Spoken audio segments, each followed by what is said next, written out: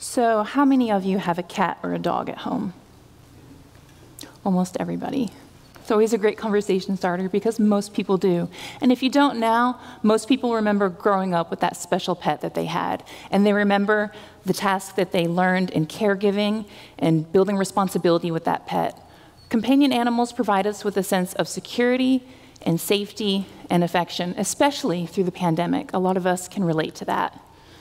So it's probably not surprising to you that when there's a major disaster, people will often take into consideration what their pets need before they make a decision about evacuating. In 2005, most people that were unable to evacuate in Hurricane Katrina, up to 44%, said that it was because they didn't know where they could safely bring their companion animals. And because of this, in 2006, Congress passed the Pets and Evacuation Transportation Standards Act, which was designed to offset some of the costs and the burden for managing pets during the acute phase of a major hurricane or other major disaster.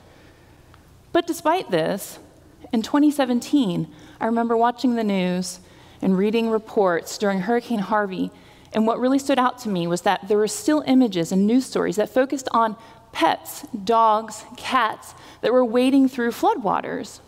And then again with Hurricane Irma, shortly after Hurricane Harvey. So my colleague and I, Dr. Ashley Farmer at Illinois State University, who's also a UD alum, we set out to figure out what's going on here. Why are people leaving pets behind if they love them so much?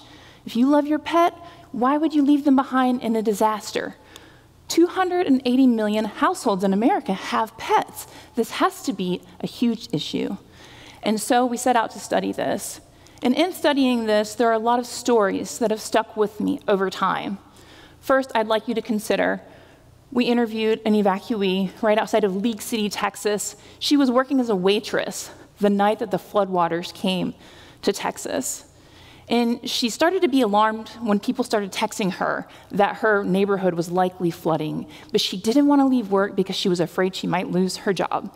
So when she finally left work around midnight, she waded almost a full mile through waist-deep water to get her Labrador retriever. And not only did she rescue her own dog, but her neighbor's dog, who was also in the backyard next to hers. Another story that we encountered was an evacuee who woke up one autumn morning in Paradise, California, and she heard what she thought was rain on the roof of her trailer. It turned out to be ash hitting the roof of the trailer. She hadn't received an evacuation warning, but she could smell the smoke, and she knew it was time to go. Later on, the town of Paradise was destroyed. 95% of structures were burned in the fire. She tried to grab all of her animals. She had 3 companion animals. She was only able to grab 1 dog, 1 cat, but 1 cat slipped out the back door as she was trying to gather all of her supplies. When I was interviewing her, she had the cat's collar still around her wrist because she was still searching for that cat months after the disaster. And another story, more recently, when we gathered new data on a new project, a respondent shared with us that they knew they were severely sick with coronavirus, but they were hesitant to go to the hospital because they couldn't afford boarding for their pets. So what does this tell us? People and their pets are connected. And so through this, we identified some major research themes.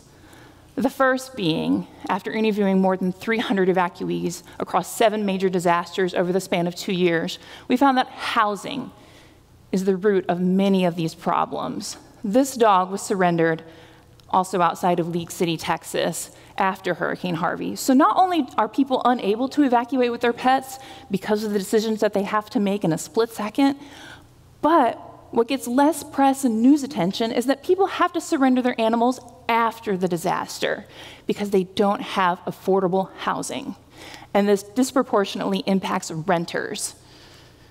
So this person who surrendered this animal, the program coordinator of the shelter, shared with us that the woman tearfully surrendered her dog because she was sleeping in her car, but she felt like it was unfair to her dog to continue living this way.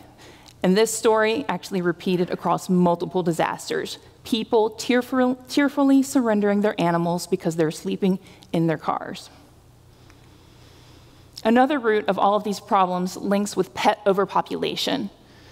I took this photo during field work on the Big Island of Hawaii during the 2018 lava flows.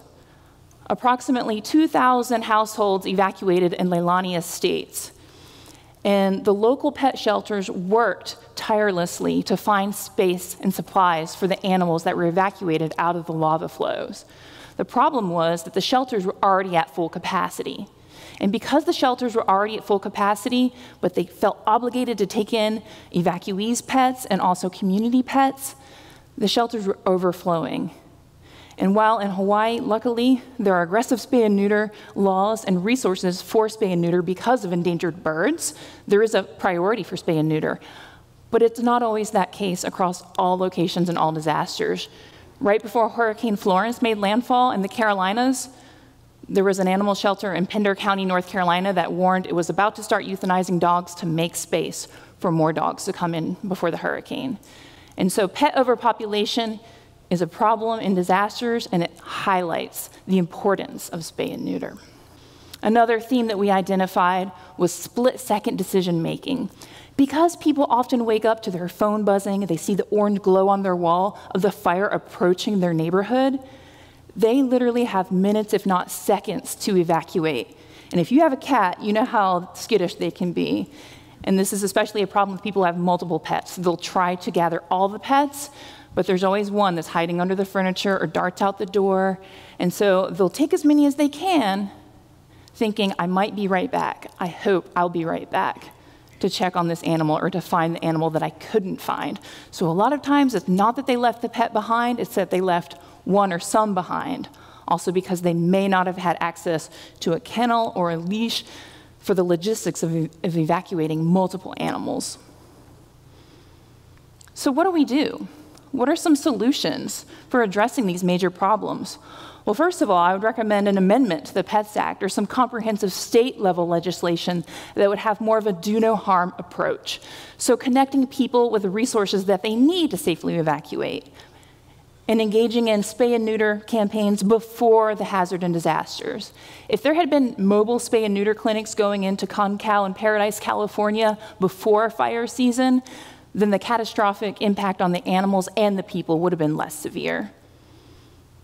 And not only do people have a lot of trauma and regret and guilt when they lose their animals in a disaster, they will also do anything they can to re-enter that hazard zone to check on the well-being of their pets. In almost every disaster in which we gathered these data, people did anything they could by any means necessary to check on their pets. And so it's important that emergency managers and other officials facilitate that safe re-entry as soon as safely possible. So that's also what I mean by a do-no-harm approach, facilitating that early re-entry as soon as possible. There was a man in Hawaii during the lava flows who he went to find his cat. Later, he had to be guided out by USGS drone because he got trapped by the lava. So when people go back to retrieve their animals, they also put first responders at risk. So let me go back to the Paradise campfire in California. One woman said to me, her entire house burned to the ground. It was given to her by her grandfather, so the house had been in her family for generations. But she looked at me with tears in her eyes and she said, if I could just figure out what happened to my cat, that to me is a symbol of hope. And so that symbol of hope is really important for the recovery process in disasters. So we know that people and pets are connected. What we need is better policies that reflect this. Thank you so much for your time.